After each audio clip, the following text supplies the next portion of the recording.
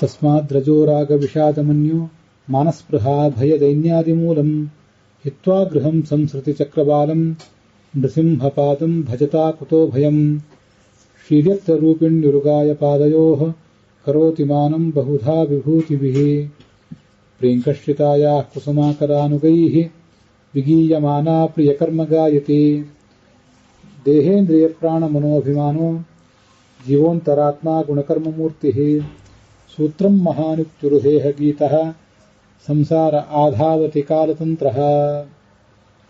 ಶ್ರೀ ಗುರುಭ್ಯೋ ನಮಃ. ವಿಷ್ಣು ತೀರ್ಥರು ರಚನೆ ಮಾಡಿದಂಥ ಭಾಗವತ ಸಾರ, ಅದರಲ್ಲಿ ಭಾಗವತಾಗತಿ ಪ್ರಕರಣ, ಅದರಲ್ಲಿ ಹಿಂದೆ 7 ಶ್ಲೋಕಗಳನ್ನು ನೋಡಿದ್ದೇವೆ. ಭಾಗವತ ನಮ್ಮವರೆಗೆ ಬಂತು ಹೇಗೆ, ಮತ್ತೆ ಭಾಗವತ ಬಂತು ಯಾಕೆ ಅನ್ನೋದನ್ನೆಲ್ಲ ನೋಡ್ತಾ ಇದ್ದೇವೆ. ಅದರಲ್ಲಿ ಈಗ ಈ ಶೌನಕಾದಿಗಳು ಸೂತ್ರನ ಪ್ರಾರ್ಥನೆ ಮಾಡಿದ್ದು ಅದು ಕಂಡು ಬರ್ತದೆ. ಆ ಶುಕಮುನಿ ಪರೀಕ್ಷಿತನಿಗೆ ಹೇಳಿದಾಗ ಅದನ್ನು ಸೂತ್ರರು ಕೇಳಿದ್ರಲ್ಲ, ಆ ಸೂತ್ರ ಮೂಲಕ ಶೌನಕಾದಿಗಳು ಕೇಳಿದ್ದು ಇಲ್ಲಿ ನಮಗೆ ಕಂಡು ಬರ್ತದೆ. ಶ್ಲೋಕ ಭಾಗವತದ 2ನೇ ಸ್ಕಂದದ 3ನೇ ಅಧ್ಯಾಯದ 25ನೇ ಶ್ಲೋಕ. ಅಥಾಭಿಲೇಹ್ಯಂಗ ಮನೋನುಕೂಲಂ ಪ್ರಭಾಷಸೆ ಭಾಗವತ ಪ್ರಧಾನಃ ಯದಾಹ ವೈಯಾಸಕಿರಾತ್ಮವಿದ್ಯಾ ವಿಶಾರದೋ ನೃಪತಿಂ ಸಾಧುಪೃಷ್ಟಃ ಅಂತ ಶ್ಲೋಕ. ಸೂತಃ ಶೌನಕಾದಿಭ್ಯಃ ಪ್ರೋವಾಚ ಇತ್ಯಾಶಯೇನ ಶೌನಕ ಪ್ರಶ್ನರೂಪಂ ಪದ್ಯಂ ಪಠತೆ. ಶೌನಕರು ಪ್ರಶ್ನೆ ಮಾಡಿದ್ದನ್ನ ಇಲ್ಲಿ ಪಠನ ಮಾಡ್ತಾ ಇದ್ದಾರೆ.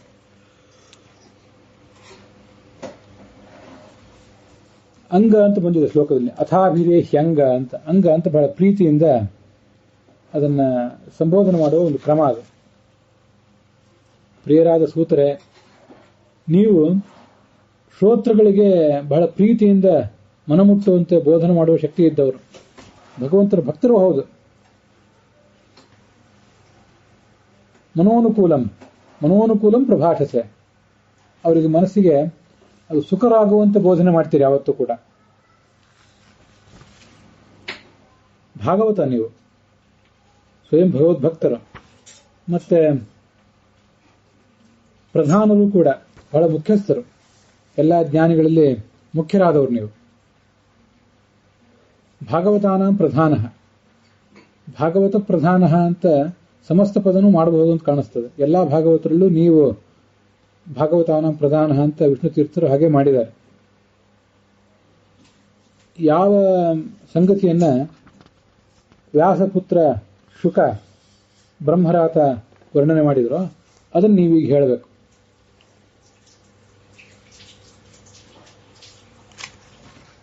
ಯದಾಹ ವೈಯಾಸಕಿ ಆತ್ಮವಿದ್ಯಾ ವಿಶಾರದಃ, ಈ ವ್ಯಾಸರ ಮಗ ಶುಕಾಚಾರ್ಯ ಆತ್ಮವಿದ್ಯಾ ಏನಿದೆ ಉಪನಿಷತ್ತುಗಳಲ್ಲಿ, ಭಾರತದಲ್ಲಿ, ಭಾಗವತದಲ್ಲಿ ಏನು ಆತ್ಮವಿದ್ಯಾ ವರ್ಣಿತ ಆಗಿದೆ ಅದರಲ್ಲಿ ಇವರು ನಿಷ್ಣಾತರು. ಮತ್ತೆ ಪರೀಕ್ಷಿತ ರಾಜ ಕೇಳಿದಾಗ ಅವನಿಗೆ ಈ ಪ್ರಮೇಯವನ್ನೆಲ್ಲ ವರ್ಣನೆ ಮಾಡಿದರು. ನೀವು ಕೂಡ ಅದನ್ನು ನಮಗೆ ವರ್ಣಿಸಬೇಕು.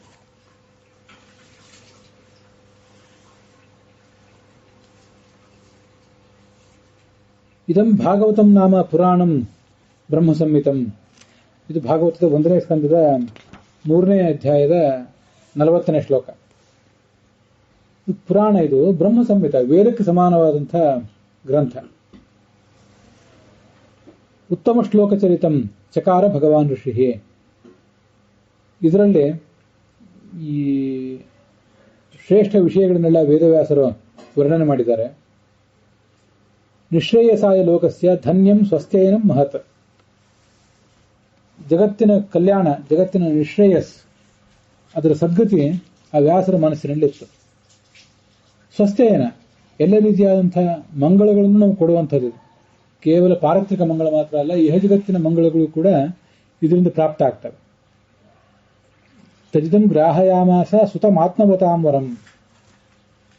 ಈ ಗ್ರಂಥವನ್ನ ತನ್ನ ಮಗ ಶುಕಾಚಾರ್ಯನಿಗೆ ಅವರು ಉಪದೇಶಿಸಿದರು. ಅವರೆಂಥವರು ಶುಕಾಚಾರ್ಯ ಅಂದ್ರೆ ಆತ್ಮವತಾಂವರ, ಮನುಷ್ಯ ಆತ್ಮವಾನ್ ಆಗಬೇಕು.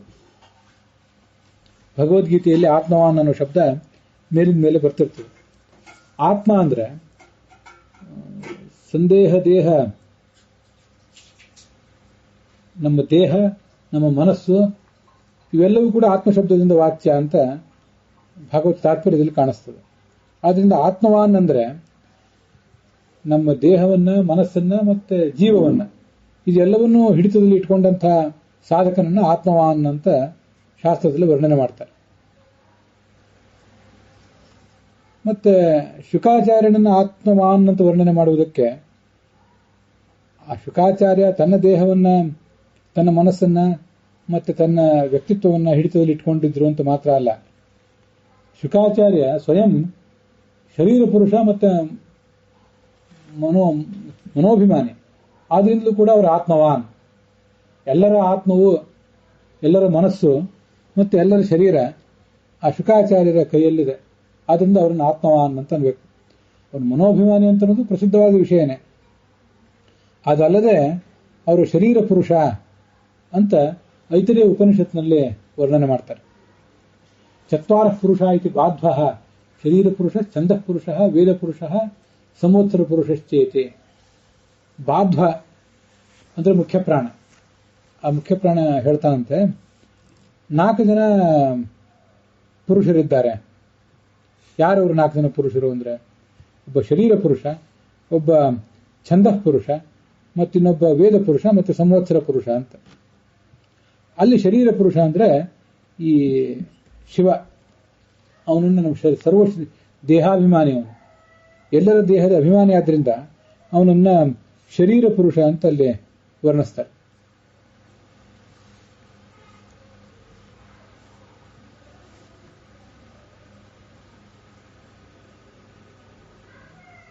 ಶರೀರ ಪುರುಷ, ಛಂದ ಪುರುಷ, ವೇದ ಪುರುಷ, ಮಹಾಪುರುಷ ಅಂತ. ನಾನು ಸಂವತ್ಸರ ಪುರುಷ ಅಂತ ಹೇಳಿದೆ.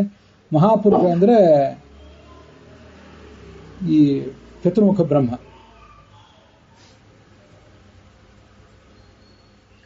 ಶರೀರ ಪುರುಷ ಇತಿ ಎಮ್ಮ ಓಜಾಮ ಸಯೇವಾಯಂ ದೈಹಿಕ ಆತ್ಮ. ಶರೀರ ಪುರುಷ ಅಂತ ಏನು ಹೇಳ್ತೀವಲ್ಲ, ಅವನೇ ಈ ಶಿವ. ಸರ್ವದೇಹಾಭಿಮಾನೀತು ಶರೀರ ಪುರುಷ ಶಿವ ಅಂತ ಇದು ಛಾಂದೋಗ್ಯ, ಈ ಐತರೇಯ ಉಪನಿಷತ್ತಿನ ಭಾಷ್ಯದಲ್ಲಿ ಬರುವಂತಹ ವಿಷಯ. ಸರ್ವದೇಹಾಭಿಮಾನೀತು ಶರೀರ ಪುರುಷ ಶಿವ, ಸರ್ವವರ್ಣಾಭಿಮಾನೀತು ಶೇಷೋಸೌ ಛಾಂದಸ ಪುಮಾನ್. ಸರ್ವವರ್ಣಗಳ ಅಭಿಮಾನಿ ಶೇಷ. ಅದನ್ನು ಪ್ರಾಸಂಗಿಕವಾಗಿ ಹೇಳಿದೆ. ಅಂತ ಆತ್ಮ ಅಂದ್ರೆ ಇದೆಲ್ಲವೂ ಸೇರಿದೆ. ಆತ್ಮಶಬ್ದಸ್ಯ ಮುಖ್ಯಾರ್ಥ ಹರಿರೇಕ ಸನಾತನ. ಆತ್ಮಶಬ್ದದ ಮುಖ್ಯಾರ್ಥ ಯಾರು? ಹರಿ. ಆದರೆ ಅಮುಖ್ಯಾರ್ಥರು ಬೇರೆ ಬೇರೆಯವರೆಲ್ಲ ಇದ್ದಾರೆ. ಒಂದು ನಮ್ಮ ದೇಹ ಮತ್ತು ಮನಸ್ಸು, ಹೀಗಿವೆಲ್ಲವೂ ಕೂಡ ಆತ್ಮಶಬ್ದದ ಅರ್ಥವೇ. ಪರಮಾತ್ಮ ಮುಖ್ಯಾರ್ಥ ಇರಬಹುದು, ಆದರೆ ಅವೆಲ್ಲವೂ ಮುಖ್ಯಾರ್ಥನೇ. ಆದರೆ ಉಳಿದಿದ್ದೆಲ್ಲವೂ ಕೂಡ ಆ ಬೇರೆ ಬೇರೆ ಸಂಗತಿಗಳನ್ನು ಹೇಳ್ತದೆ.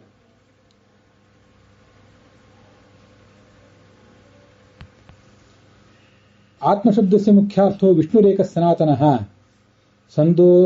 ಸಂದೇಹ ದೇಹ ಮನಸಃ ಬುದ್ಧಿಜೀವಾಃ ಸ್ವಯಂ ತಥಾ ಬ್ರಹ್ಮಾಪ್ಯಮುಖ್ಯಾಃ ಕ್ರಮಶಃ. ನಮ್ಮ ದೇಹ, ನಮ್ಮ ಮನಸ್ಸು, ಬುದ್ಧಿ ಮತ್ತು ಸ್ವಯಂ ಜೀವ ಇದೆಲ್ಲವೂ ಆತ್ಮವಾನ್. ಇದೆಲ್ಲವೂ ಆತ್ಮಶಬ್ದಕ್ಕೆ ವಾಚ್ಯನೆ. ಆದ್ರಿಂದ ಶುಕಾಚಾರ್ಯ ಆತ್ಮವಾನ್ ಅಂದ್ರೆ ತನ್ನ ಮನಸ್ಸನ್ನ ತನ್ನ ದೇಹದಲ್ಲಿ ಹಿಡಿತದಲ್ಲಿ ಇಟ್ಕೊಂಡವನು ಮಾತ್ರ ಅಲ್ಲ, ನಮ್ಮೆಲ್ಲರ ದೇಹಗಳನ್ನು, ನಮ್ಮೆಲ್ಲರ ಮನಸ್ಸನ್ನು ಹಿಡಿತದಲ್ಲಿ ಇಟ್ಕೊಂಡವನು ಅಂತನೂ ಅರ್ಥ ತಿಳ್ಕೊಳ್ಬೇಕು. ಆದ್ರಿಂದ ಭಾಗವತದ ಶ್ರವಣಕ್ಕೆ ದೇಹ ಮನಸ್ಸು ಅವು ಬೇಕಲ್ಲ. ದೇಹ ಸ್ವಸ್ಥವಾಗಿದ್ದರೆ ಮನಸ್ಸು ಸ್ವಸ್ಥವಾಗಿರ್ಲಿಕ್ಕೆ ಸಾಧ್ಯ. ಅದಕ್ಕೆ ಆ ಶುಕಾಚಾರ್ಯನನ್ನು ಆತ್ಮವಾನ್ ಅಂತ ವರ್ಣನೆ ಮಾಡ್ತಾರೆ. ಸರ್ವವೇದೇತಿಹಾಸಾನಾಂ ಸಾರಂ ಸಾರಂ ಸಮುದ್ರತಂ. ಇದರಲ್ಲಿ ಏನಿದೆ? ಸಕಲ ಶಾಸ್ತ್ರಗಳ ಸಾರವೂ ಕೂಡ ಇದರಲ್ಲಿದೆ. ಸತು ಸಂಶ್ರಾವಯಾಮಾಸ ಮಹಾರಾಜಂ ಪರೀಕ್ಷಿತಂ. ಆ ಶುಕ ಮುಂದೆ ಪರೀಕ್ಷಿತನಿಗೆ ಉಪದೇಶ ಮಾಡಿದ. ಗಂಗಾ ತೀರದಲ್ಲಿ ಪ್ರಾಯೋಪವೇಶ ಕೂತ್ಕೊಂಡಿದ್ದ ಪರೀಕ್ಷಿತ, ಅವನಿಗೆ ಉಪದೇಶ ಮಾಡಿದರು. ತಸ್ಯ ಕೀರ್ತಯತೋ ವಿಪ್ರಾಹ ರಾಜರ್ಷೇಹೇ ಭೂರಿತೇಜಸಃ.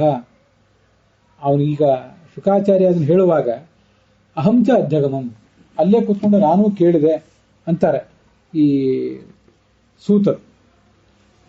ಸೋಹಂವ ಶ್ರಾವಯಿಷ್ಯಾಮಿ ಯಥಾಧೀತಂ ಯಥಾಮತಿ. ಆ ಶುಕನೊಳಗೆ ಆ ಶುಕ ಇದನ್ನು ಹೇಳಿದಾಗ ನಾನು ಸೂತ ಪುರಾಣಿಕನು ಕೂಡ ಅದನ್ನು ಕೂತ್ಕೊಂಡು ಕೇಳಿದೆ. ಶುಕ ಅಷ್ಟು ದೊಡ್ಡ ಜ್ಞಾನಿ ಹೇಗಾದ?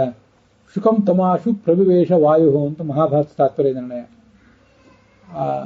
ಶುಕನೊಳಗೆ ವಾಯು ಇದ್ದ, ವಾಯು ಪ್ರವಿಷ್ಟನಾಗಿ ಅಂತಹ ಅಸಾಧಾರಣವಾದ ಸಾಧನೆಯನ್ನೆಲ್ಲ ಮಾಡಿಸಿದ, ಒಳಗಿದ್ದು ಅರ್ಥ ಮಾಡಿಸಿದ, ಮತ್ತೆ ಪ್ರವಚನ ಕೂಡ ಮಾಡಿಸಿದ.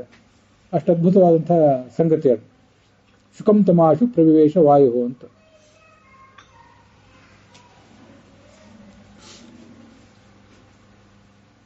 ಇದು ನಮ್ಗೆ ಯಾರು ಇದನ್ನೆಲ್ಲ ಕೊಟ್ಟಿದಾರಲ್ಲ, ಅದನ್ನ ನಮಗೆ ಕೊಟ್ಟಂಥವ್ರ ಮಹತ್ವ ಇದು.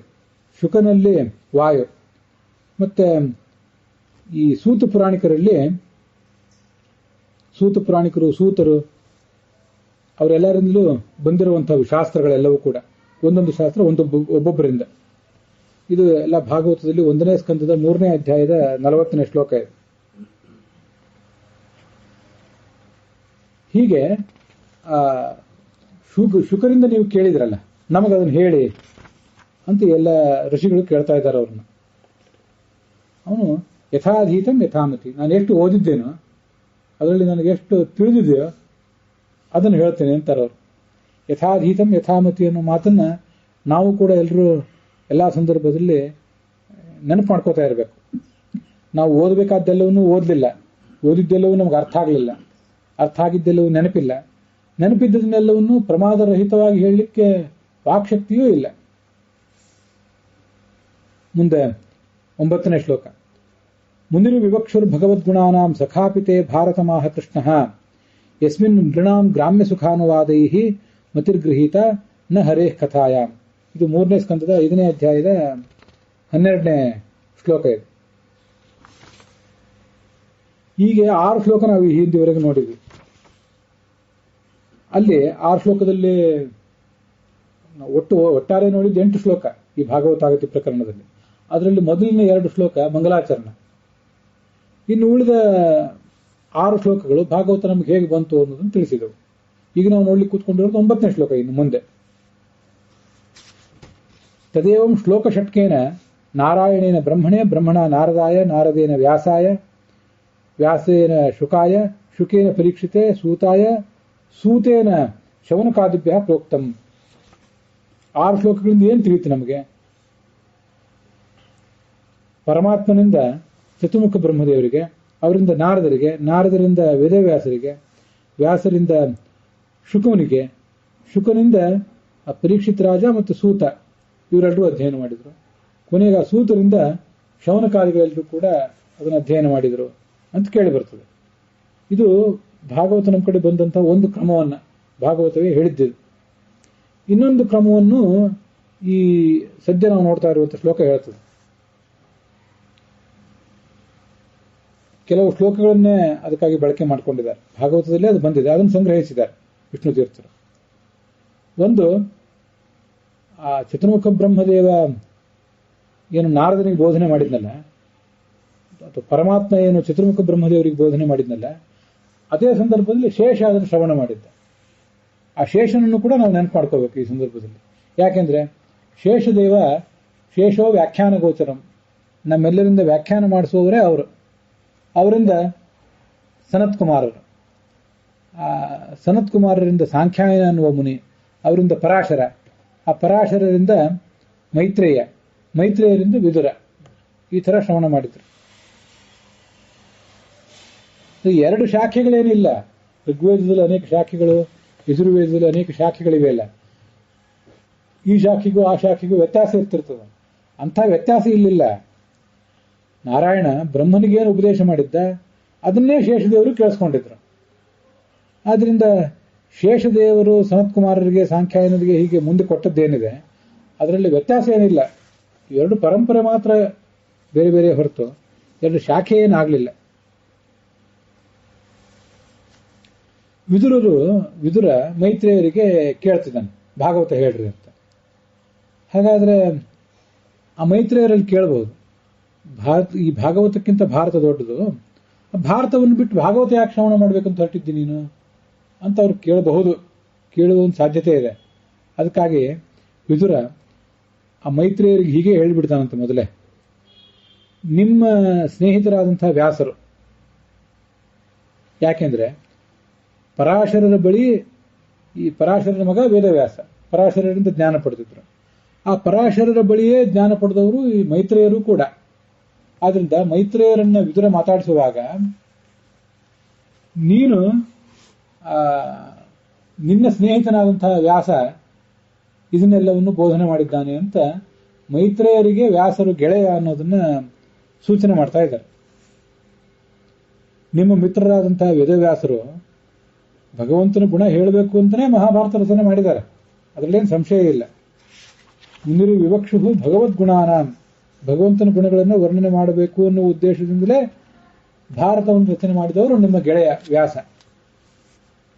ಆದರೆ ಅದು ಹೇಗಿದೆ ಆ ಗ್ರಂಥ ಅಂದರೆ, ಜ್ಞಾನಿಗಳಿಗೆ ಮಾತ್ರ ಅರ್ಥ ಆಗುವಂತಹ ಕೆಲವು ಮಹಾರಹಸ್ಯಗಳು ಅದರಲ್ಲಿವೆ. ವೇದಾನುಕ್ತಾರ್ಥ ಬ್ರಹ್ಮಿತಂ, ವೇದದಲ್ಲಿ ಇಲ್ಲದೇ ಇರುವುದೆಲ್ಲ ಅಲ್ಲಿದೆ.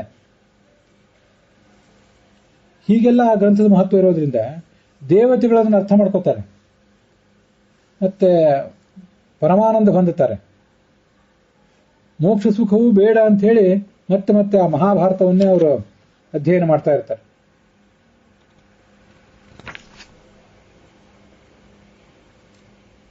ಯದ್ಯಪಿ ಹೇ ಮೈತ್ರೇಯ ತವ ಸಖಾ ವ್ಯಾಸಾಖ್ಯ ಮಹಾಮುನಿ ಹರೇರ್ಗುಣಾನ್ ಗ್ರಾಹಯಿತುಮೇವ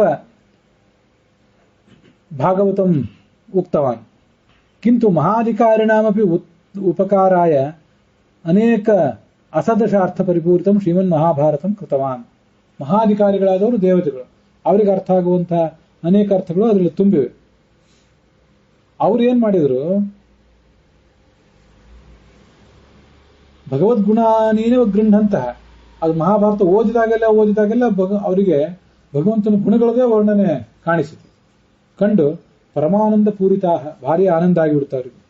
ಅಪವರ್ಗಂ ಪ್ರಾಪ್ತಂ ನಗಣೆಯಂತೆ, ಮೋಕ್ಷವೂ ಬೇಡ ಅಂತ ಆಲೋಚನೆ ಮಾಡಿಬಿಟ್ರು. ಮೋಕ್ಷವೂ ಬೇಡ ಅಂತ ಅವರೆಲ್ಲ ಆಲೋಚನೆ ಮಾಡಿದ್ದಕ್ಕೆ ಭಾಗವತ ತಾತ್ಪರ್ಯದಲ್ಲೇ ಆಚಾರ್ಯರು ಮುಂದೆ ಕೆಲವು ವಿವರಗಳನ್ನು ಕೊಡ್ತಾರೆ. ಅದನ್ನ ಇಲ್ಲಿ ಹೊಂದಿಸ್ಕೊಂಡು ತಿಳ್ಕೋಬೇಕು. ಮೋಕ್ಷ ಬೇಡ ಅಂದ್ರೆ ಹೇಗೆ?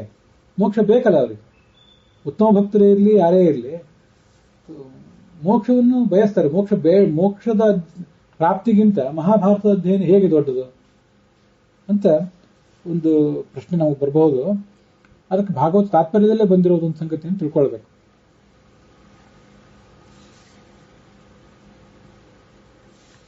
ಸಮ್ಯಕ್ ಸ್ವರೂಪಸ್ಯ ಅವ್ಯಕ್ತಿ ಅಭಾವೋ ಜನನಸ್ಯ ವಾ ಅಲ್ಪಯತ್ನ ತಥೋ ವೃದ್ಧಿ ಹೇತೋ ಸತ್ಸಂಗತಿರು ವರ ಅಂತ ಭಾಗವತ ತಾತ್ಪರ್ಯದಲ್ಲಿ ಬಂದಿರುವಂತಹ ಒಂದು ಶ್ಲೋಕ.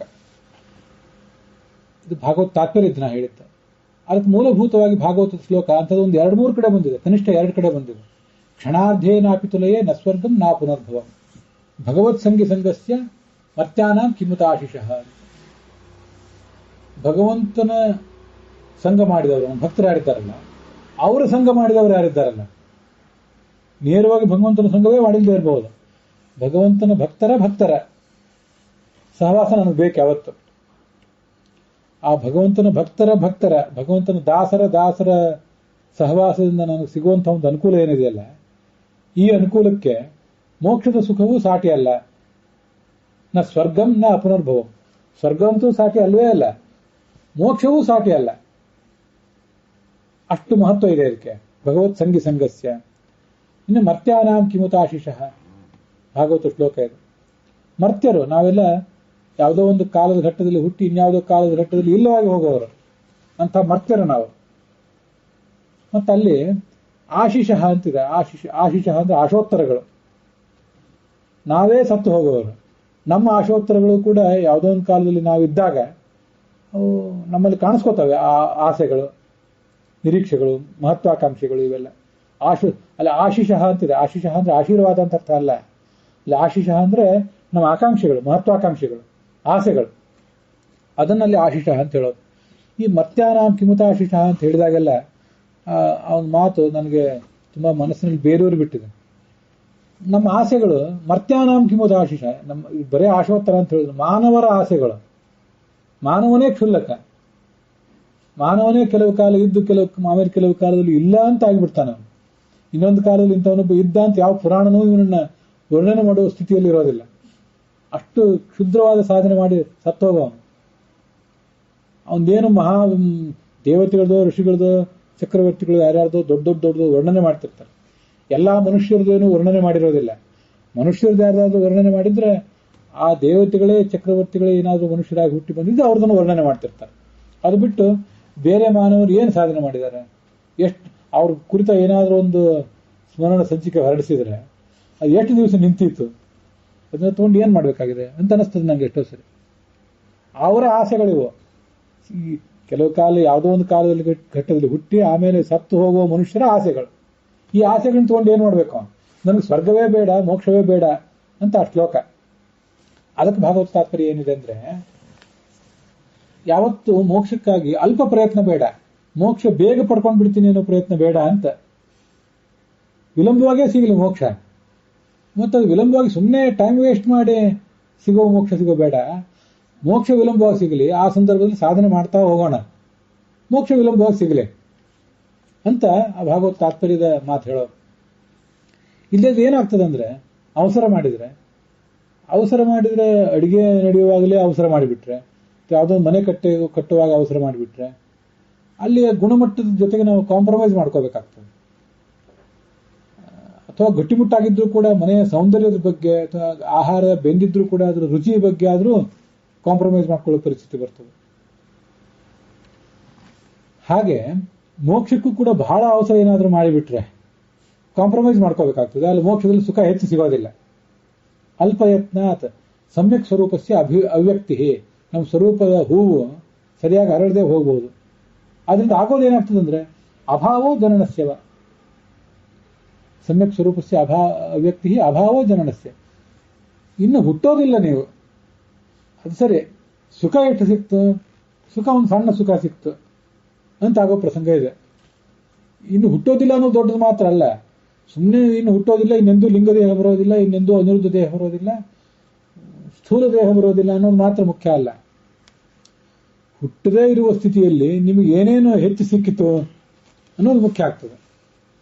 ಅದಕ್ಕಾಗಿ ಬರೇ ಹುಟ್ಟದೇ ಇರುವುದೇ ಒಂದು ದೊಡ್ಡ ಗುರಿ ಅಲ್ಲ, ಅಲ್ಲಿ ಸುಖ ಹೆಚ್ಚು ಪಡಿಬೇಕು ಅನ್ನೋದು ಒಂದು ದೊಡ್ಡ ಗುರಿ. ಅದಕ್ಕಾಗಿ ತಥೋ ವೃದ್ಧಿ ಹೇತೋಹೋ, ಸುಮ್ಮನೆ ಹುಟ್ಟದೇ ಇರುವುದನ್ನ ಹುಟ್ಟಿಸಲೇಬೇಡ ಕೃಷ್ಣ, ಹುಟ್ಟಿಸಿದಕ್ಕೆ ಸಾಕು ಇನ್ನ ಅಂತ ದಾಸರು ಹೇಳಿದ್ದೇನಿದೆಯಲ್ಲ, ಮೊದಲು ಆ ಆಸೆಯನ್ನಾದರೂ ಮಾಡ್ರಿ. ಇನ್ನು ಹುಟ್ಟೋದು ಬೇಡ, ಇನ್ನು ಹುಟ್ಟಿಸ್ಬೇಡ ಅಂತ ಆಸೆ ಮಾಡ್ರಿ. ಆ ಆಸೆಯಿಂದ ಶಾಸ್ತ್ರದ ಕಡೆ ಒಂದು ಬಾರಿ ಗಮನ ಕೊಟ್ಟ ಮೇಲೆ ಅಲ್ಪತೃಪ್ತರಾಗಬೇಡ್ರಿ. ಸ್ತ್ರೀಯೇ ಆಗಲಿ ಪುರುಷನಾಗಲಿ ಅಲ್ಲಿ ಅಲ್ಪತೃಪ್ತ ಆಗೋದು ಬೇಡ. ಯೋಗ್ಯತೆ ಯಾರು ಎಷ್ಟಿದೆಯೋ ಅದು ನಮಗೇನು ಗೊತ್ತಿಲ್ಲ. ಆದ್ರಿಂದ ಅಲ್ಪತೃಪ್ತಿ ಬೇಡ. ಎಷ್ಟು ನಮಗೆ ಹಾತೊರೆತ ಇದೆ, ಎಷ್ಟೆಷ್ಟು ವಿಷಯಗಳನ್ನು ಅರ್ಥ ಮಾಡ್ಕೊಳ್ಬೇಕು ಅಂತ ನಮಗೆ ಒಂದು ಹಂಬಲ ಇದೆ, ಅದಕ್ಕೆ ತಕ್ಕಂತೆ ಶ್ರವಣ ಮನನ ಧ್ಯಾನ ಇತ್ಯಾದಿ ಎಲ್ಲವನ್ನು ಕೂಡ ಮಾಡಲೇಬೇಕು. ಅದಕ್ಕೆ ಯಥಾಶಕ್ತಿ ಅಖಿಲಾನ್ ವೇದಾನ್ ವಿಜ್ಞಾಯ ಉಪಾಸನ ಭವೇತ್. ಎಷ್ಟೆಷ್ಟು ಶಕ್ತಿ ಇದೆಯೋ ಅಷ್ಟು ಎಲ್ಲಾ ಶಾಸ್ತ್ರಗಳನ್ನು, ವೇದ ಅಂದರೆ ಎಲ್ಲಾ ಶಾಸ್ತ್ರಗಳನ್ನು ಸ್ತ್ರೀಯರು ಪುರುಷರು ಅಧ್ಯಯನ ಮಾಡಬೇಕು. ನಿಮ್ಗೆ ಎಷ್ಟು ಶಕ್ತಿ ಇದೆಯೋ ಅಷ್ಟು. ಶಕ್ತಿ ಅಂದ್ರೆ ಸಮಯದ ಶಕ್ತಿ, ಸಮಯದ ಅನುಕೂಲ, ಮತ್ತೆ ಶಕ್ತಿ ಅಂದ್ರೆ ಇಚ್ಛಾಶಕ್ತಿ. ಎಷ್ಟು ಇಚ್ಛೆ ಇದೆಯೋ ಅಷ್ಟು ಅಧ್ಯಯನ ಮಾಡಿಯೇ ಬಿಡಿ. ಇಚ್ಛೆ ಇದ್ರೂ ಕೂಡ ಅದನ್ನ ಅಧ್ಯಯನ ಮಾಡದೇ ಬಿಡಬೇಡಿ ಅಂತ ಅದರ ತಾತ್ಪರ್ಯ. ಇಚ್ಛೆ ಇದ್ದ ಮೇಲೆ ಅಧ್ಯಯನ ಮಾಡಿಯೇ ಬಿಡಿ. ಇಚ್ಛೆ ಇದ್ದ ಮೇಲೆ ಅವರಿಗೆ ಅಧ್ಯಯನ ಮಾಡ್ಲಿಕ್ಕೆ ಬೇಕಾದ ಅವಕಾಶವನ್ನು ಕೊಟ್ಟು ಬಿಡಿ. ಇಚ್ಛೆ ಇಲ್ಲದೆ ಹೋದ್ರೆ ಅದು ವಿಷಯ ಬೇರೆ, ಇಚ್ಛೆ ಇದ್ದಾಗ ಅದನ್ನು ಮಾಡಿಬಿಡಿ ಅಂತ ಅದರ ಅನುವ್ಯಾಖ್ಯಾನದ ಮಾತಿನ ತಾತ್ಪರ್ಯ. ಆದ್ರಿಂದ ತಸ್ಮಾತ್ ವೃದ್ಧಿ ಹೇತೋ ಸತ್ಸಂಗತಿರುವರ ಅಲ್ಪಯತ್ನ ತಥೋ ವೃದ್ಧಿ ಹೇತು. ಅಲ್ಪಯತ್ನ ಬೇಡ ಯಾವತ್ತೂ ಕೂಡ, ಮಹಾಪ್ರಯತ್ನವೇ ಇರಲಿ ಈ ದಿಕ್ಕಿನಲ್ಲಿ. ಅದಕ್ಕೆ ಏನ್ ಮಾಡ್ಬೇಕಾಗಾದ್ರೆ ಅಂದ್ರೆ ಸತ್ಸಂಗತಿರುವರ ಕ್ಷಣಾರ್ಧೇನಾಪಿ ತುಲೆಯೇ ನಸ್ವರ್ಗಂ ನಾ ಪುನರ್ಭವಂ ಅಂತ ಭಾಗವತದ ಮಾತಿದೆಯಲ್ಲ. ಭಗವಂತನ ದಾಸರ ಸೇವಾ ಒಂದು ಸಂಘ ಏನಿದೆ, ಆ ಸಂಘವೇ ನಮಗೆ ದೊಡ್ಡದು. ಯಾಕೆಂದ್ರೆ ಅಲ್ಲಿ ಮಹಾಪ್ರಯತ್ನದಿಂದ ಅಲ್ಲಿ ಹೆಚ್ಚು ಪ್ರಯತ್ನ ಆಗ್ತದೆ. ಇಲ್ಲಿ ನಾವು ಹೆಚ್ಚು ಪ್ರಯತ್ನ ಪಟ್ಟಷ್ಟು ಅಲ್ಲಿ ನಾಳೆ ನಮಗೆ ಸುಖ ಹೆಚ್ಚು ಸಿಗ್ತದೆ. ಹಾಗಾದ್ರೆ ಸತ್ಸಂಗತಿ ಅಂತಂದ್ರೆ ಅವ್ರ ಜೊತೆ ಇದ್ದು ಏನ್ ಮಾಡೋದು? ಸುಮ್ಮನೆ ಅವ್ರ ಪಾದ ಸೇವಾ ಮಾಡಿದೆ ಮತ್ತೇನೋ ಕಾರ್ಯಗಳನ್ನು ಮಾಡಿ ಅವ್ರಿಗೂ ಒಂದಿಷ್ಟು ಸಮಾಧಾನ ಆಯ್ತು ನನಗೂ ಒಂದಿಷ್ಟು ಸಮಾಧಾನ ಆಯ್ತು ಅಂತಲ್ಲ. ತದ್ವಿಧಿ ಪ್ರಣಿಪಾತೇನ ಪರಿಪ್ರಶ್ನೇನ ಸೇವೆಯ ಉಪದೇಕ್ಷಂತಿ ತೇ ಜ್ಞಾನಂ ಜ್ಞಾನಿನಃ ತತ್ವದರ್ಶಿನಃ ಅಂತ ಭಗವದ್ಗೀತೆ. ಅವರಿಗೆ ನೀವು ಪ್ರಣಿಪಾತೇನ ನಮಸ್ಕಾರ ಮಾಡಿ, ಪ್ರಣಿಪಾತೇನ ಪರಿಪ್ರಶ್ನೇನ ಸೇವೆಯ, ಏನು ಸೇವಾ ಮಾಡಲಿಕ್ಕೆ ಈ ಕಾಲದಲ್ಲಿ ಉಚಿತವೋ ಅದನ್ನು ನೀವು ಹೇಳಿದ್ರಿ. ಆ ಕಾಲದಲ್ಲಿ ಹಾಗೆ ಸೇವಾ ಮಾಡ್ತಿದ್ರು, ಆ ಕಾಲದ ಸೇವಾ ಈಗ ಮಾಡಬೇಕಾಗಿಲ್ಲ, ಈ ಕಾಲದಲ್ಲಿ ಏನು ಸೇವಾ ಮಾಡಬೇಕೋ ಆ ಸೇವಾ ಮಾಡಿದರೆ ಸಾಕು ಅಂತ. ಪರಿಪ್ರಶ್ನೆ ಅಂತಿದೆಯಲ್ಲ, ಅದನ್ನ ಚೆನ್ನಾಗಿ ಪ್ರಶ್ನೆ ಮಾಡಿ ಅಂತ ಅರ್ಥ. ಕನ್ನಡದಲ್ಲಿ ಅನುವಾದ ಮಾಡಿದ್ರೆ ಪರಿಪರಿಯಾಗಿ ಪ್ರಶ್ನೆ ಮಾಡಬೇಕು, ಬಿಡಬೇಡಿ ಅವರನ್ನ. ಪರಿಪ್ರಶ್ನೆ ಅಂತಲೇ ಸಂಸ್ಕೃತ ಶಬ್ದ ಐತೆ. ಪರಿಪರಿಯಾಗಿ ಮಾಡಿ, ಪಿರಿಪಿರಿ ಆದರೂ ಮಾಡಿ ಅವ್ರಿಗೆ ಪ್ರಶ್ನೆ ಮಾಡಿ ಹೇಳ್ತಾರೆ ಅವರು. ಆವಾಗ ನಿಮ್ಮ ಜಿಜ್ಞಾಸೆ ನೈಜವಾದದ್ದು ಅಂತ ಅವ್ರಿಗೆ ಮನವರಿಕೆ ಆದರೆ ಅವರು ಆ ಜಿಜ್ಞಾಸೆಯನ್ನು ತಣಿಸ್ಲಿಕ್ಕಾಗಿ ವಿಷಯಗಳನ್ನು ಹೇಳ್ತಾರೆ. ಆದ್ರೆ ಸತ್ಸಂಗತಿ, ಸಜ್ಜನದ ಸಂಘ ಅಂದ್ರೆ ಬರೇ ಸಂಘ ಅಲ್ಲ, ಆವಾಗ ಹೆಚ್ಚಿನ ವಿಷಯಗಳನ್ನ ಅರಿತುಕೊಳ್ಳುವುದೇ ಸಂಘ. ಅದಕ್ಕಾಗಿ ಆವಾಗ ಅವರಿಂದ ಹೆಚ್ಚು ಅಧ್ಯಯನ ಮಾಡೋದು, ಅಥವಾ ನಾವೀಗಾಗಲೇ ಅಧ್ಯಯನ ಮಾಡಿದ ಅಯುಕ್ತತಾ ಏನಾದರೂ ಇದ್ರೆ ಅದನ್ನ ಆ ಅಯುಕ್ತತೆಯನ್ನು ಹೋಗಲಾಡಿಸ್ಕೊಳ್ಳೋದು ಅದಿದೆ. ಸರ್ವವೇದೋಕ್ತ ಮಾರ್ಗೇಣ ಕರ್ಮ ಕುರುವೀತ ನಿತ್ಯಶಃ ಆನಂದೋ ಹಿ ಫಲಂ ಯಸ್ಮಾತ್ ಶಾಖಾಭೇದೋ ಶಶಕ್ತಿಜಃ. ಸರ್ವವೇದೋಕ್ತ ಮಾರ್ಗೇಣ ಕರ್ಮ ಕುರುವೀತ, ಎಷ್ಟು ಹೆಚ್ಚು ಶಾಸ್ತ್ರವನ್ನು ಅಧ್ಯಯನ ಮಾಡಲಿಕ್ಕೆ ಸಾಧ್ಯ ಇದೆಯೋ ಅಷ್ಟು ಅಧ್ಯಯನ ಮಾಡಿ ಕರ್ಮ ಕುರುವೀತ, ಕರ್ಮ ಮಾಡಿ. ಯಾಕೆಂದ್ರೆ ಆನಂದೋ ಹಿ ಫಲಂ ಯಸ್ಮಾತ್, ಅದಕ್ಕೆ ಫಲ ಏನಂದ್ರೆ ಆನಂದವೇ ಫಲ. ಶಾಖಾಭೇದೋ ಶಶಕ್ತಿಜಃ. ನೀವು ಋಗ್ವೇದಗಳು, ನಾವು ಯಜುರ್ವೇದದಲ್ಲಿ ಕೃಷ್ಣ ಯಜುರ್ವೇದಗಳು, ಶುಕ್ಲ ಯಜುರ್ವೇದಗಳು ಅಂತ ಹೇಳ್ಕೊಳ್ಳೋದೆಲ್ಲ ಏನಿದೆಯಲ್ಲ, ಅದೆಲ್ಲ ಶಾಖಾಭೇದ, ಅಶಕ್ತಿಜ. ನೀವು ಶಕ್ತಿ ಇಲ್ಲದೆ ಹೋದ್ರೆ ಅದನ್ನ ಮಾಡ್ರಿ ಅಷ್ಟೆ. ವಸ್ತುತಃ ಎಷ್ಟೆಷ್ಟು ಓದಲಿಕ್ಕೆ ಸಾಧ್ಯ ಇದೆಯೋ ಅಷ್ಟೆಲ್ಲ ಓದಿಬಿಡಿ, ಅಷ್ಟನ್ನೆಲ್ಲ ಶ್ರವಣ ಮಾಡಿ, ಅದನ್ನು ಮನನ ಮಾಡಿ. ಶೃಣುಯಾದ್ ಯಾವದ ಜ್ಞಾನಂ, ಬ್ರಹ್ಮಸೂತ್ರ ಭಾಷ್ಯ ಹೇಳ್ತದೆ, ಎಷ್ಟರವರೆಗೆ ಅಜ್ಞಾನ ಇದೆಯೋ ಅಷ್ಟರವರೆಗೆ ಶ್ರವಣ ಮಾಡಿಯೇ ಬಿಡಿ. ನೀವು ಶ್ರವಣ ನಿಲ್ಲಿಸಿದ್ರಿ ಅಂದ್ರೆ ನಿಮ್ಮ ಅಜ್ಞಾನ ಎಲ್ಲ ತೀರಿದೆ ಅಂತ ಅರ್ಥ, ಅಥವಾ ಅಜ್ಞಾನ ಇದೆ ಅಂತ ನಿಮ್ಗೆ ಗೊತ್ತೇ ಆಗಿಲ್ಲ ಅಂತ ಅರ್ಥ. ಇವೆರಡೇ ಪಾಸಿಬಿಲಿಟಿ, ಇನ್ನು ಬೇರೆ ಪಾಸಿಬಿಲಿಟಿ ಇಲ್ಲ ಅದಕ್ಕೆ. ಆದ್ರಿಂದ ಶೃಣುಯಾದ್ ಯಾವದ ಅಜ್ಞಾನಂ, ಇಲ್ಲಿ ಎಲ್ಲಿ ಸ್ತ್ರೀಯರ ಬಗ್ಗೆ ಹೇಳಲಿಲ್ಲ, ಪುರುಷರ ಬಗ್ಗೆ ಹೇಳಲಿಲ್ಲ, ಎಲ್ಲರಿಗೂ ಸಂಬಂಧಪಟ್ಟ ಮಾತೇ ಇದೆ. ಇದನ್ನೆಲ್ಲ ಪುರುಷರಿಗೋ ಅಥವಾ ಮತ್ತೆ ಯಾರಿಗೋ ಸೀಮಿತ ಮಾಡಲಿಕ್ಕೆ ಏನು ಕಾರಣಗಳೂ ಇಲ್ಲ ಈ ಎಲ್ಲ ಮಾತುಗಳಿಗೆ. ಶೃಣುಯಾದ್ ಯಾವದ ಅಜ್ಞಾನಂ, ಎಷ್ಟು ಇನ್ನೂ ಅಜ್ಞಾನ ಇದೆ ಅಂತ ನಿಮ್ಗೆ ಕಂಡ್ರೆ ಅಧ್ಯಯನ ಮಾಡಿಯೇ ಬಿಡಿ. ಆಮೇಲೆ ಮತಿಗೆ ಯಾವುದು ಅಯುಕ್ತತ, ಇದು ಮುಖ್ಯ. ವಿಷಯ ಶ್ರವಣ ಮಾಡಿದ್ದೀವಿ, ಅದ್ರ ಬಗ್ಗೆ ಇನ್ನೂ ಇದು ಯಾಕೆ ಹೀಗೆ, ಇದು ಎಷ್ಟು ಇದು ಉಚಿತ, ಈ ವಿಷಯವನ್ನು ನಾವು ಯಾಕೆ ಒಪ್ಪಬೇಕು ಅಂತೆಲ್ಲ ಇನ್ನೂ ನಮಗೆ ಅದ್ರ ಬಗ್ಗೆ, ಅದರ ಔಚಿತ್ಯದ ಬಗ್ಗೆ, ಅದರ ಯುಕ್ತಾಯುಕ್ತತೆಯ ಬಗ್ಗೆ ಜಿಜ್ಞಾಸೆ ಇದ್ದರೆ ಮತಿಹಿ ಮನನ ಮಾಡೇ ಬಿಡಿ. ಇಲ್ಲೂ ಅಷ್ಟೇ, ಸ್ತ್ರೀಯರ ಬಗ್ಗೆ ಇಲ್ಲ, ಪುರುಷರ ಬಗ್ಗೆನೂ ಇಲ್ಲ. ಸಹಜವಾಗಿಯೇ ಆ ಥರದ ಪ್ರಶ್ನೆಗಳು ಜೀವನಿಗೆ ಬರ್ತಾನೆ ಇರ್ತವೆ. ಜೀವನಿಗೆ ಇದು ನಾವು ಈಗ ಶ್ರವಣ ಮಾಡಿದೀವಲ್ಲ, ಇದು ಯಾಕೆ ಸರಿ, ಇದು ಹೀಗ್ಯಾಕೆ ಆಗಿರಬಾರ್ದು ಅಂತ ಆಲೋಚನೆ ಬರಲೇಬೇಕು.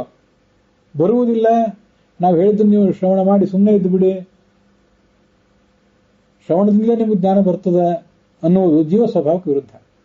ಆದ್ರಿಂದ ಅಜ್ಞಾನ ಇದೆ ಅಂತ ಗೊತ್ತಿದ್ದ ಮೇಲೆ ಸ್ತ್ರೀಯರಾಗಲಿ ಪುರುಷರಾಗಲಿ ಶ್ರವಣ ಮಾಡಲೇಬೇಕು.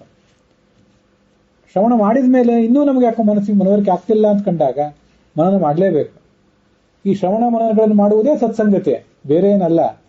ಬರೀ ಅವ್ರ ಪಾದ ಸೇವೆ ಮಾಡುವುದೇ ಸತ್ಸಂಗತಿ ಅಲ್ಲ, ಇದೇ ಶ್ರವಣ ಮನನ ಮಾಡುವುದೇ ಸತ್ಸಂಗತಿ.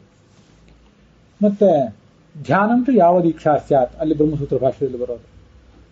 ನಾಳೆ ಸಾಕ್ಷಾತ್ಕಾರ ಆಗುವ ತನಕನೂ ಧ್ಯಾನ ಮಾಡ್ತಾನೇ ಇರಿ. ಧ್ಯಾನ ಅಂದ್ರೆ ಗಾಯತ್ರಿ, ಕೃಷ್ಣ ಮಂತ್ರ ಮೊದಲಾದ ಧ್ಯಾನ, ಆ ಮಂತ್ರಗಳು ಧ್ಯಾನ ಮಾಡೋದು. ಮತ್ತೆ ಆ ಉಪಾಸನ ಅಂತ ಅನ್ನೋದು ಎರಡು ಥರ, ಶಾಸ್ತ್ರದ ಶ್ರವಣ, ಪ್ರವಚನ, ಇದನ್ನೆಲ್ಲ ಮಾಡ್ತಾನೇ ಇರಬೇಕು. ಸಾಕ್ಷಾತ್ಕಾರ ಆಗುವ ತನಕನೂ ಮಾಡ್ತಾನೆ ಇರಬೇಕು, ಅಲ್ಲಿವರೆಗೂ ಮಾಡಲೇಬೇಕಾದದ್ದು ಇದೆಲ್ಲ ಅಂತ ಅಲ್ಲಿ ಬಂದಿದೆ. ಅದಕ್ಕಾಗಿ ಇಷ್ಟನ್ನೆಲ್ಲ ಹೇಳಿದೆ. ಅವ್ರಿಗೆ ಮೋಕ್ಷವು ಅವ್ರಿಗೆ ಯಾಕೆ ಬೇಡ? ಅಪವರ್ಗಂ ಪ್ರಾಪ್ತಮಪಿ ನ ಗಣಯಂತಿ ದೇವತೆಗಳು. ಯಾಕೆ ಅಂದ್ರೆ ಅವರಿಗೆಲ್ಲ ಸುಖ ಜಾಸ್ತಿ ಬೇಕಾಗಿದೆ, ಸುಖ ಹೆಚ್ಚಿಗೆ ಬೇಕು ಅಂತೇಳಿ ಇದು ಎಲ್ಲಾ ಶಾಸ್ತ್ರಗಳನ್ನು ಓದಿ ಮುಗಿಸಿದ್ದಾರೆ. ಮುಗಿಸಿಲ್ಲ ಅಂತಲ್ಲ, ವೇದಗಳೆಲ್ಲ ಕಲ್ಪಗಳ ಗಟ್ಟಲೆ ಸಾಧನೆ ಮಾಡಿದ್ದಾರೆ ಎಲ್ಲ ದೇವತೆಗಳು. ಅಷ್ಟು ಸಾಧನೆ ಮಾಡಿದ ಮೇಲೂ ಕೂಡ ಇನ್ನಷ್ಟು ಮಹಾಭಾರತಾದಿ ಗ್ರಂಥಗಳನ್ನು ಅಧ್ಯಯನ ಮಾಡೋಣ. ಯಾಕೆಂದ್ರೆ ಇದರಲ್ಲಿ ಭಗವಂತನ ವರ್ಣನೆ ಇನ್ನೂ ಅದ್ಭುತವಾಗಿದೆ ಅಂತೆಲ್ಲ ಅವರಿಗೆ ಆಲೋಚನೆ ಬಂತು. ಅದಕ್ಕಾಗಿ ಮೋಕ್ಷ ಬೇಡ ಅಂತ ಆಲೋಚನೆ ಮಾಡಿಬಿಟ್ರು ಅವರು. ಇದು ಈ ಪ್ರವೃತ್ತಿ ಕಕ್ಷಾ ತಾರತಮ್ಯದಲ್ಲಿ ಮೇಲ್ಮೇಲೆ ಹೋದಂತೆ ಹೆಚ್ಚು ಅನ್ವಿತ ಆಗ್ತದೆ, ಕೆಳಗೆ ಬಂದಂತೆ ಕಡಿಮೆ ಅನ್ವಿತ ಆಗ್ತದೆ. ಅದಕ್ಕೆ ಪರಮೋತ್ಸಾಹ ಭರಿತನೇ ಅಂತ ಮುಖ್ಯ ಪ್ರಾಣನ ಉಪಾಸನೆ ಮಾಡಬೇಕು. ಋಜೂನಾಂ ಏಕ ಏವ ಅಸ್ತಿ ಪರಮೋತ್ಸಾಹ ವರ್ಜನಂ. ಮೋಕ್ಷಕ್ಕೆ ಹೋಗಬೇಕು ಅಂತ ಬಹಳ ಆಸಕ್ತಿ ಏನಿಲ್ಲ ಅವನಿಗೆ. ಕೊಡ್ತೀರ, ನೀನೇನೇನೋ ಕೊಡ್ತಿದ್ದೆ, ಕೊಡೋದು ಇದನ್ನೂ ಒಂದು ಕೊಡು ಅಂತಾರಷ್ಟೆ. ವಸ್ತುತಃ ಪರಮೋತ್ಸಾಹ ಅವನಿಗಿಲ್ಲ. ದೇವತೆಗಳಿಗೂ ಆ ಪರಮೋತ್ಸಾಹ ಇಲ್ಲ. ಕೆಳಗೆ ಮೇಲ್ಮೇಲೆ ಹೋದಂತೆ ಉತ್ಸಾಹ ಕಡಿಮೆ ಆಗ್ತದೆ, ಕೆಳಗೆ ಬಂದಂತೆ ಉತ್ಸಾಹ ಹೆಚ್ಚಾಗ್ತದೆ. ಅದನ್ನೇ ನಾವೀಗ ಈ ಜಗತ್ತಿನಲ್ಲಿ ಕೇಳ್ಕೋಬೇಕಾಗುತ್ತೆ. ಕಷ್ಟಗಳು ಮನುಷ್ಯನಿಗೆ ಬರೋದಿಲ್ಲ ಅಂತಲ್ಲ, ಕಷ್ಟ ಸಮಸ್ಯೆ ಅದೆಲ್ಲ ಮನುಷ್ಯನಿಗೆ ಬಂದೇ ಬರ್ತಿರ್ತದೆ. ಆದರೆ ಆ ಸಂದರ್ಭದಲ್ಲೂ ಕೂಡ ಶ್ರವಣ ಮನನ ಮತ್ತು ಧ್ಯಾನಗಳ ಅವಕಾಶವನ್ನು ತಪ್ಪಿಸಬೇಡ.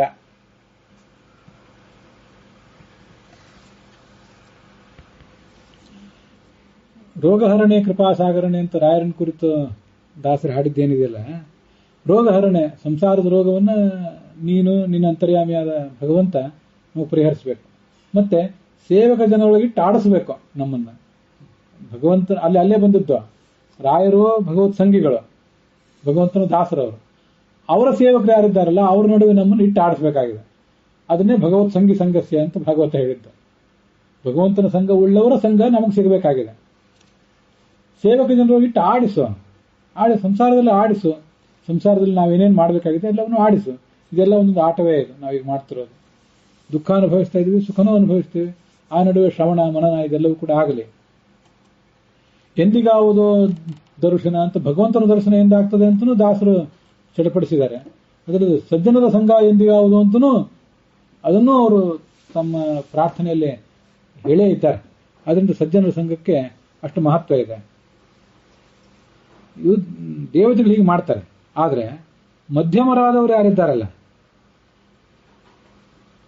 ಮಧ್ಯಮರಾದಂತಹ ಋಷಿ ಗಂಧರ್ವ ಇತ್ಯಾದಿಗಳು, ಅವರು ಕೂಡ ಆ ಮಹಾರಹಸ್ಯ ಅರ್ಥಗಳನ್ನು ತಮ್ಮ ತಮ್ಮ ಶಕ್ತಿಗನುಸಾರವಾಗಿ ತಿಳ್ಕೊಂಡು ಸಂತೋಷ ಪಡ್ತಾರೆ. ಮತ್ತೆ ಮಹಾಭಾರತದ ಒಂದು ಸಮಸ್ಯೆ ಏನಿದೆ, ಇಲ್ಲಿವರೆಗೆ ಮಹಾಭಾರತದ ಮಂಗಳ ಮಾಡುವವರಿಗೆ ಕೂಡ ಅದು ನೋಡಿದ್ದೇವೆ. ಏನಂದ್ರೆ ಧರ್ಮ ಇದೆ, ಅರ್ಥ ಇದೆ, ಕಾಮ ಇದೆ, ಮೋಕ್ಷ ಇದೆ ಅಂತ. ಈ ನಾಲ್ಕು ಮಹಾಭಾರತದಲ್ಲಿ ಇದೆ ಅನ್ನೋದು ಒಂದು ದೊಡ್ಡ ಸಂಗತಿನೇ. ಆದರೆ ಅದು ಕೆಲವು ಸಲ ನಮ್ಮನ್ನ ಆ ಅರ್ಥದ ಕಡೆಗೆ, ಕಾಮದ ಕಡೆಗೆಲ್ಲ ತಗೊಂಡೋಗಿಬಿಡ್ತದೆ. ಅದೂ ಸಮಸ್ಯೆ. ಆ ಸಮಸ್ಯೆಯನ್ನು ಈ ಶ್ಲೋಕದಲ್ಲಿ ಹೇಳಿದ್ದಾರೆ. ಮತಿರ್ಗೃಹೀತಾನ ಗ್ರಾಮ್ಯ ಸುಖಾನುವಾದೈ ಮತಿರ್ಗೃಹೀತ. ಮಹಾಭಾರತದಲ್ಲಿ ಅದು ಅದ್ಭುತವಾದ ಕಾವ್ಯ. ಅದು ಅನೇಕ ಲೌಕಿಕ ವಿಷಯಗಳು ಅದರಲ್ಲಿ ಹೇಳಿಬಿಟ್ಟಿದ್ದಾರೆ. ಆ ಕಡೆ ಎಲ್ಲ ಮನಸ್ಸು ಹೋಗಿಬಿಟ್ರೆ, ಏನು ಅದ್ಭುತವಾಗಿ ವರ್ಣನೆ ಮಾಡಿದ್ದಾರೆ ಇದನ್ನೆಲ್ಲ ಅಂತ ಯಾವ್ದಾವುದೋ ವಿಷಯ ಕಡೆ ಮನಸ್ಸು ಹೋಗಿಬಿಟ್ರೆ ಆವಾಗ ಸಾಧನೆಯಲ್ಲಿ ಹಿನ್ನಡೆ ಆಗ್ತದೆ. ಭಾಗವತದಲ್ಲಿ ಅದಿಲ್ಲ. ಅದು ಭಾಗವತದ ಪ್ಲಸ್ ಪಾಯಿಂಟ್ ಅಂತ ಅರ್ಥ. ಅದಕ್ಕಾಗಿ ಭಾಗವತವನ್ನು ಹೇಳು ಅಂತ ಅವ್ರು ಕೇಳ್ತಿದ್ದಾರೆ. ಇದು ಈ ದೇವತೆಗಳಿಗೆ ಅಂತೂ ಏನು ಸಮಸ್ಯೆನೇ ಇಲ್ಲ. ಋಷಿಗಂಧರ್ವಾದಿಗಳಿಗೂ ಕೂಡ ಈ ಅಲ್ಲಿ ಬಂದಿರುವ ಧರ್ಮಾದಿ ತ್ರಿವರ್ಗ ಇದೆಯಲ್ಲ, ಧರ್ಮ ಅರ್ಥ ಕಾಮ ಮೋಕ್ಷ, ಅದನ್ನೆಲ್ಲ ಓದುವಾಗ ಅವ್ರು ಏನಂತಾರಂದ್ರೆ, ಇದು ಮಹಾಭಾರತವನ್ನು ಇದು ಹೇಳಿದೆ ಹೌದು, ಆದ್ರೆ ಇದು ಮುಖ್ಯ ಅಲ್ಲ. ಎಲ್ಲೋ ಒಂದ್ ಕಡೆ ನಾವು ಮಹಾಭಾರತದಲ್ಲಿ ಧರ್ಮಾರ್ಥ ಕಾಮ ಮೋಕ್ಷ 4 ಇದೆ ಅಂತ ಪ್ರವಚನ ಮಾಡುವುದು ಮಹಾಭಾರತದ ಬಗ್ಗೆ ಸೆಳೆತ ಬರಲಿ ಅಂತ ಇಷ್ಟೇ. ವಸ್ತುತಃ ಅದನ್ನು ಹೇಳುವುದು ದೊಡ್ಡ ವಿಷಯ ಅಲ್ಲ. ಮಹಾಭಾರತಕ್ಕೆ ಭಗವಂತನ ಗುಣಗಳನ್ನು ಹೇಳುವುದು ಅದಕ್ಕೆ ಹೆಚ್ಚು ತಾತ್ಪರ್ಯ. ಆದ್ರಿಂದ ಹರಿಯ ಗುಣಗಳನ್ನು ಹೇಳುವುದರಲ್ಲೇ ಮಹಾ ತಾತ್ಪರ್ಯವೇ ಹೊರತು ಹಿಂದೆ ಧರ್ಮಾರ್ಥ ಕಾಮ ಮೋಕ್ಷಗಳನ್ನು, ಧರ್ಮಾರ್ಥ ಕಾಮಗಳನ್ನು ವರ್ಣನೆ ಮಾಡುವಾಗ ಅದ್ರ ಹಿಂದಿನ ತಾತ್ಪರ್ಯ ಭಗವಂತನ ಗುಣಗಳನ್ನು ಹೇಳುವುದು ಅಂತ ಅಲ್ಲಿ ತಾತ್ಪರ್ಯ ಇದೆ. ಅದಕ್ಕಾಗಿ ನಾನು ಹಿಂದೆ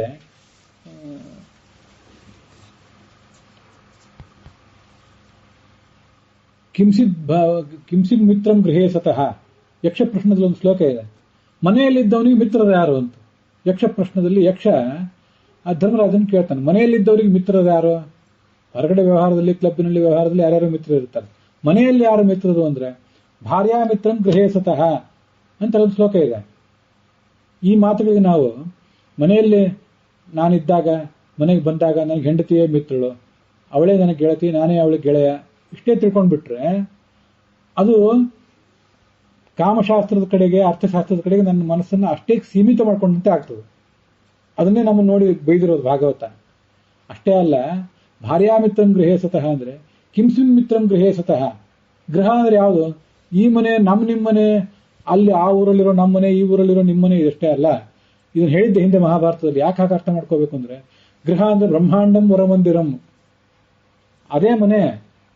ಆ ಮಹಾಮನೆಯಲ್ಲಿ ಇರುವಂತಹ ಸತ್ಶಬ್ದವಾಚನಾದ ಪರಮಾತ್ಮ ಇದ್ದಾನಲ್ಲ, ಅವನಿಗೆ ಯಾರ್ರೀ ಮಿತ್ರರು ಅದನ್ನ ಹೇಳ್ರಿ ಅಂದ್ರೆ, ಭಾರ್ಯ ಮಿತ್ರಂ ಗೃಹೇ ಸತಃ, ಅವನ ಪತ್ನಿ ಲಕ್ಷ್ಮೀದೇವಿಯೇ ಅವನಿಗೆ ಮಿತ್ರಳು ಅಂತಾದ್ರೆ ಅಂತರಾರ್ಥ. ಮಧ್ಯಮರಾದಂತಹ ಋಷಿಗಂಧರ್ವಾದಿಗಳು ಧರ್ಮಾರ್ಥ ಕಾಮಗಳನ್ನು ವರ್ಣನೆ ಮಾಡುವ ಪ್ರಸಂಗದಲ್ಲಿ ಇದ್ರ ಹಿಂದೆ ಭಗವಂತನ ಗುಣಗಳನ್ನು ವರ್ಣನೆ ಮಾಡುವ ತಾತ್ಪರ್ಯ ಇದೆ ಅಂತ ಹೇಳಿರ್ತಾರಲ್ಲ, ಆ ತಾತ್ಪರ್ಯ ಇದು.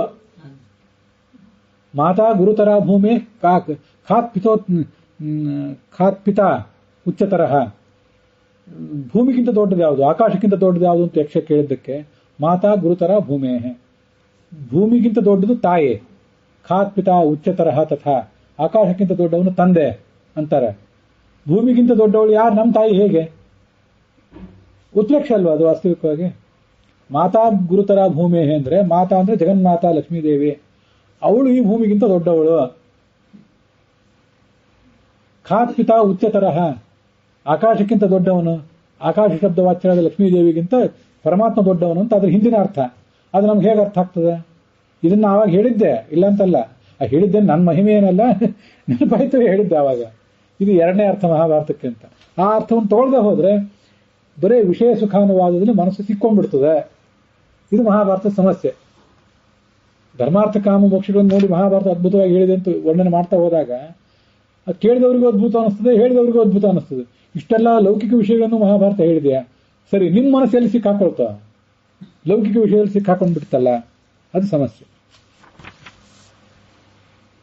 ಆದರೆ ಅವರ ಋಷಿಗಳ ಮನಸ್ಸು ಇತ್ಯಾದಿಗಳು ಗ್ರಾಮ್ಯ ಸುಖದ ವರ್ಣನೆಯಲ್ಲಿ ನಿಂತ್ಕೊಳ್ಳೋದಿಲ್ಲ. ಆದರೆ ಅಲ್ಪಜ್ಞರಾದ ಮಾನವರು ಆ ಹಿಂದಿನ ಅರ್ಥವನ್ನು ತಿಳ್ಕೊಳ್ಳಿಕ್ಕೆ ಸಮರ್ಥರಾಗೋದಿಲ್ಲ.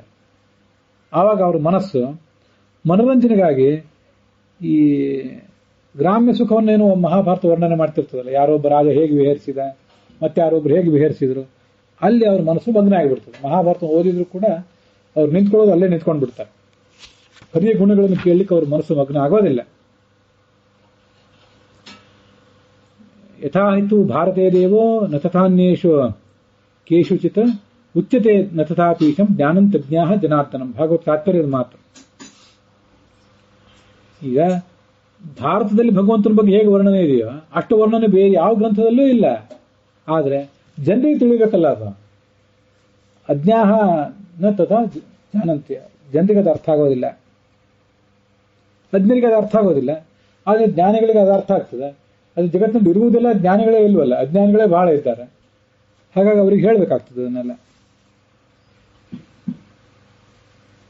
ಕೃಷ್ಣನ ಸಂಧಾನ ವಿಫಲ ಆಯಿತು. ಹಸ್ತಿನಾವತಿ ಬಿಟ್ಟು ಅವನು ಉಪಪ್ಲಾವಕ್ಕೆ ಹೋದ. ಯುದ್ಧದ ತಯಾರಿ ನಡೆದಿತ್ತು. ವಿದುರ ಬೇಜಾರಾಯಿ ಪಟ್ಕೊಂಡು ಈ ಹಸ್ತಿನಾವತಿ ನನಗೂ ಬೇಡ ಅಂತ ತೀರ್ಥಯಾತ್ರೆಗೆ ಹೋಗಿಬಿಟ್ಟ.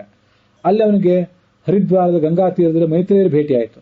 ಮೈತ್ರೇಯರು ವ್ಯಾಸರು ಇಬ್ಬರು ಕೂಡ ಪರಾಶರರ ಹತ್ರ ಅಧ್ಯಯನ ಮಾಡಿದವರು. ವ್ಯಾಸರು 600 ವರ್ಷದ ಹಿಂದೆ ಮಹಾಭಾರತ ರಚನೆ ಮಾಡಿದ್ರು. ಅದನ್ನು ವಿದುರನು ಅಧ್ಯಯನ ಮಾಡಿದವನೇ. ಅವನು ವಿದುರನ ಮಹತ್ವ ಅದ. ಆದರೆ ಅಜ್ಞರಾದಂಥ ಮಾನವರಿಗೆ ಹೇಗೆ ಸಿಗಬೇಕದೆಲ್ಲ, ಅದು ಅರ್ಥ ಆಗಬೇಕಲ್ಲ. ಗುಹ್ಯ ಭಾಷೆ, ದರ್ಶನ ಭಾಷೆ, ಸಮಾಧಿ ಭಾಷೆಯಲ್ಲಿದೆ, ಇವರಿಗೆ ಅರ್ಥ ಆಗೋದಿಲ್ಲ.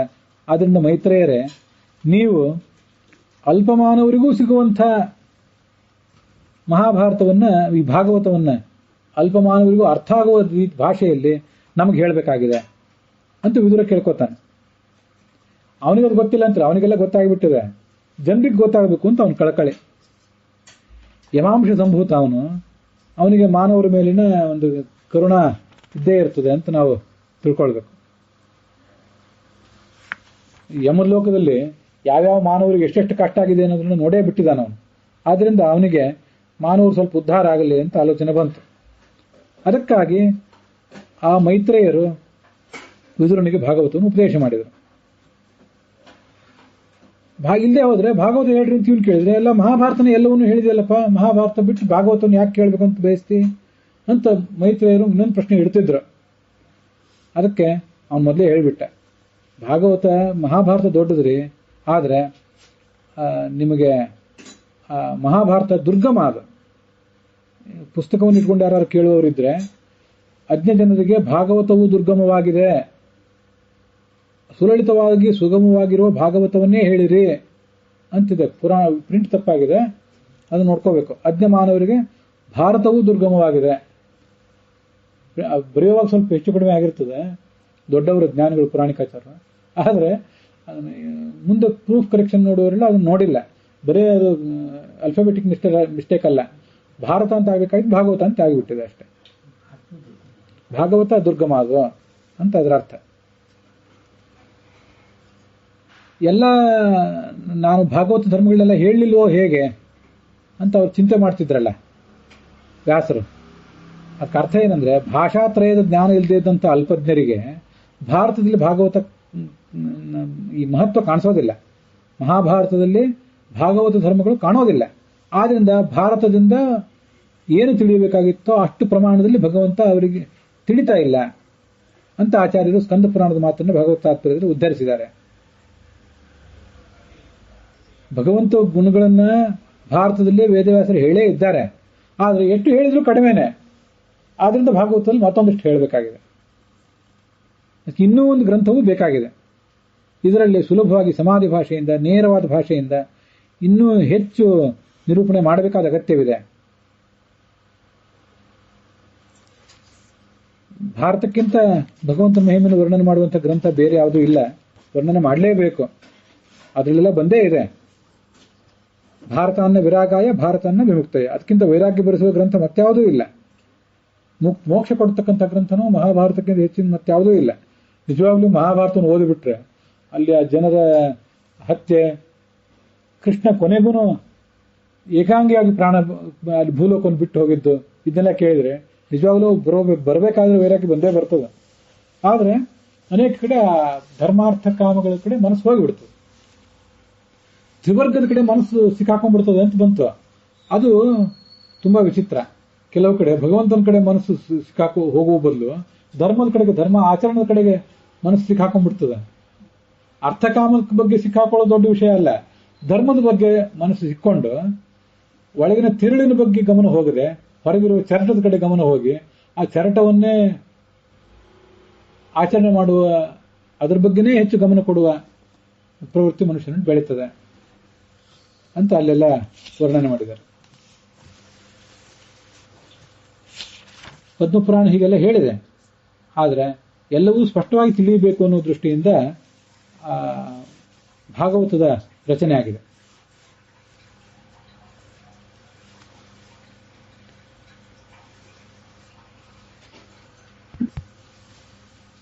ಸ್ವಭಾವತಃ ಮನುಷ್ಯರು ವಿಷಯ ಸುಖದ ಕಡೆಗೆ ಆಸಕ್ತರಾದವರು. ಆದ್ದರಿಂದ ಅವರಿಗೆ ಈ ವಿಷಯ ಸುಖದ ವರ್ಣನೆ, ಯಾವುದೋ ರಾಜರು, ಅಪ್ಸರೆಯರು, ಮತ್ತಾರೋ ಸುಖಪಟ್ಟವರು, ಅವ್ರದನ್ನೆಲ್ಲ ವರ್ಣನೆಯನ್ನು ಕೇಳಿದಾಗ ಎಲ್ಲ ಆ ಭಾರತದ ಕಥೆಗಳ ಆಂತರ್ಯವನ್ನು ತಿಳಿಯದೆ ಇಲ್ಲಿ ಅವರ ಮನಸ್ಸು ಉಳಿದು ಬಿಡ್ತದೆ. ಅದನ್ನು ತನ್ಮಯರಾಗಿ ಹರಿಕಥೆಗೆ ಅವರು ವಿಮುಖರಾಗಿ ಬಿಡ್ತಾರೆ. ಅದು ಬೇಡ ಬೇಡ, ಇದೇ ರೋಚಕವಾಗಿ ಕಾಣಿಸ್ತದೆ ಅವರಿಗೆ. ಸ್ವಭಾವತಃ ಮೋಕ್ಷ ಯೋಗ್ಯರೇ ಅವರು, ಆದರೆ ಅವರ ಸ್ಥಿತಿ ಮಾತ್ರ ಶೋಚನೀಯ ಆಗಿಬಿಡ್ತದೆ. ಅದಕ್ಕಾಗಿ ಆ ಭಗವಂತ ಅದನ್ನೆಲ್ಲ ಗಮನಿಸ್ತಾ ಇರ್ತಾನೆ. ಅವರ ಶರೀರದಿಂದ, ವಾಣಿಯಿಂದ, ಮನಸ್ಸಿನಿಂದ ಆಗಬೇಕಾದ ಕರ್ಮ ಎಲ್ಲ ವ್ಯರ್ಥ ಆಗಿಬಿಡ್ತದೆ. ಈಗ ಯಾವುದನ್ನು ಓದಿ ಅವರ ಆಯುಷ್ಯವನ್ನ ಕಾಲನಾಮಕನಾದ ಹರಿ ಕಳೀತಾ ಇದ್ದಾನೆ ಅಂತ ವಿದುರ ಆ 3ನೇ ಸ್ಕಂದದ 5ನೇ ಅಧ್ಯಾಯದ 14ನೇ ಶ್ಲೋಕದಲ್ಲಿ ಹೇಳ್ತಾನೆ. ತಾನ್ ಶೋಚ್ಯ ಅನುಶೋಚೆ ಹರೇಃ ಕಥಾಯಾಂ ವಿಮುಖಾ ನಘೇನ ಕ್ಷಿಣೋತಿ ದೇವೋ ನಿಮಿಷಸ್ತು ತೇಷಾಂ ಆಯುರ್ವೃಥಾವಾದ ಗತಿ ಸ್ಮೃತೀನಾಂ. ವೃಥಾವಾದ, ವ್ಯರ್ಥವಾದ ಮಾತುಗಳು, ವ್ಯರ್ಥವಾದ ಗತಿ, ಸುಮ್ಮನೆ ಇಲ್ಲಿ ಹೋಗೋದು ಅಲ್ಲಿ ಬರೋದು. ಗತಿ ಅಂದ್ರೆ ಜ್ಞಾನವೂ ಹೌದು, ವ್ಯರ್ಥವಾದ ಜ್ಞಾನಗಳನ್ನು ತಲೆಯಲ್ಲಿ ತುಂಬಿಕೊಳ್ಳೋದು. ಸ್ಮೃತಿ ಅವ್ರ ನೆನಪು, ಕೆಲಸಕ್ಕೆ ಬಾರದ ವಿಷಯಗಳನ್ನೇ ನೆನಪು ಮಾಡ್ಕೊಳ್ಳೋದು. ಯಾವುದು ಬೇಡವೋ ಅದನ್ನೇ ನೆನಪು, ಬೇಕಾದ ನೆನಪು ಬರೋದಿಲ್ಲ. ಇಂಥದ್ರಲ್ಲಿ ಅವರ ಆಯುಷ್ಯ ಹೋಗ್ತಾ ಇದೆ. ಮತ್ತು ಇದನ್ನು ಮಾಡ್ತಾ ಇರೋದು ಯಾರು ಅಂದ್ರೆ ಅದನ್ನು ಮಾಡ್ತಿರೋ ಭಗವಂತನೇ. ದೇವ ಅನಿಮಿಷಃ, ಈ ಕಾಲನಾಮಕನಾದ ಭಗವಂತನೇ ಇವನ್ನೆಲ್ಲ ಹೀಗೆ ಮಾಡ್ತಿದ್ದಾನೆ. ಮುಕ್ತಿ ಯೋಗ್ಯರಾದವರು ಅವರು, ಅದನ್ನ ಇಲ್ಲಿ ಹೇಳಿದ್ದಾರೆ ಸ್ಪಷ್ಟವಾಗಿ. ಮುಕ್ತಿ ಯೋಗ್ಯರೇ, ಆದರೆ ಅದು ಸ್ಥಿತಿ ಶೋಚನೀಯವಾಗಿದೆ. ಮತ್ತು ಅವರ ಸ್ಥಿತಿ ಶೋಚನೀಯ ಆಗಿರೋದು ಯಾರಿಂದ? ಅವನಿಂದಲೇ. ಅವರ ಆಯುಷ್ಯವನ್ನು ಕಳೀತಾ ಇರುವವನು ಇವನೇ. ಅವರನ್ನು ಹೀಗೆ ಮಾಡಿರುವವನು ಹೀಗೇನೆ. ತಾಮಸರನ್ನ ರಾಜಸರನ್ನ ಮುಕ್ತಿಯಿಂದ ಪೂರ್ಣ ವಿಮುಖರನ್ನಾಗಿ ಮಾಡಿರುವವನು ಅವನೇ. ಇವರನ್ನು ತಾತ್ಕಾಲಿಕವಾಗಿ ವಿಮುಖರನ್ನಾಗಿ ಮಾಡಿ ಮುಂದೆ ಒಂದು ದಾರಿ ತೋರಿಸಿ ಮೇಲೆತ್ತುವವನು ಅವನೇ. ಆಮೇಲೆ ಇನ್ನು ಸಾತ್ವಿಕರೇ ಆದಂಥವ್ರು ಯಾವ ಕ್ಷಣವೂ ವ್ಯರ್ಥ ಮಾಡದೇ ಇರುವಂತಹ ದೊಡ್ಡ ಯೋಗ್ಯತೆ ಇದ್ದವರು ಏನಿದ್ದಾರೆ ಅವರನ್ನು ಮುನ್ನಡೆಸುವವನು ಇವನೇ ಆಗಿದ್ದಾನೆ ಅಂತ ಕ್ಷಿಣೋತಿ ದೇವ ಅನಿಮಿಷಃ ಕಾರಣಾಮಕ್ರಾಂತ ಪರಮಾತ್ಮ ಇವರೆಲ್ಲರ ಆಯುಷ್ಯವನ್ನು ವ್ಯರ್ಥವಾಗಿ ಹೋಗುವಂತೆ ಬಿಟ್ಟುಬಿಟ್ಟಿದ್ದಾನೆ. ಅವನೇ ನಮ್ಮನ್ನು ಉದ್ಧರಿಸಬೇಕು ಅಂತ ಇಲ್ಲಿ ಬಂದಿರುವ ಶ್ಲೋಕ.